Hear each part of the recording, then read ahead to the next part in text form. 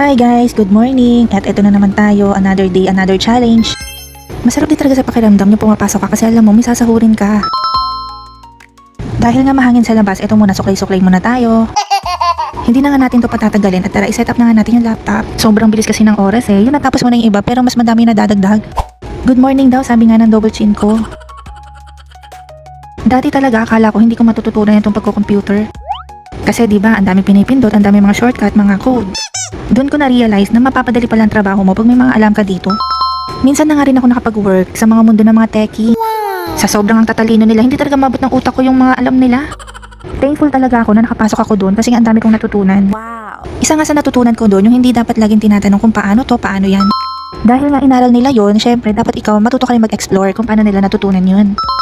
Hindi man nila sinabi, pero pinaramdam naman nila. Ito nga yung pinagbabawal na technique na ginawa ko noon. Pag minsan akong nagtanong, tinitignan ko na lang kung ano yung pinindot nila, paano sila napunta doon. Kaya yun, nagkaroon na lang ako ng konting kaalaman paunti-unti. Wow! Lunchtime na pala, tara kain muna tayo.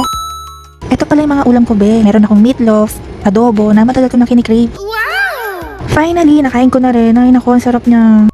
Tara na guys, kain na tayo.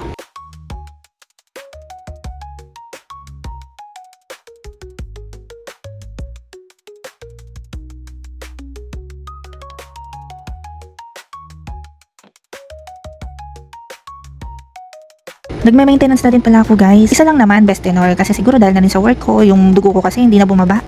Nahirapan ako huminga yarn. Dahil nga napakain tayo ng baboy, syempre tara magkape tayo. Ang bilis nga ng oras, kaya ito back to work na ulit ang ante nyo. Sahuran na naman nga kasi, kaya ito inayos ko ng mga payroll nila. Sana all. Dahil nga marami sila, hindi tayo pwedeng magkamali. Kaya naman, double check ko pa rin talaga bago ko i-print. Ayoko kasi yung paulit-ulit ang trabaho eh, kung pwede mo naman agad itama, di ba? Kasi ako lang din naman ang mahihirapan kung hindi ko inayos yung trabaho ko kasi wala namang ibang gagawa, ako lang din. Bago nga matapos ang araw na to, syempre dapat kumain muna tayo. Wow! Mahirap kayang matulog nang gutom ka nang kumakalam yung tiyan mo. Dito pala kami kumain sa O'Neill's, located pala to sa Krami Papasok. Marami nga din kumakain dito kaya nga tinry na nga rin namin. Salamat pala sa madam ko na hindi talaga nagsasawang patabain ako.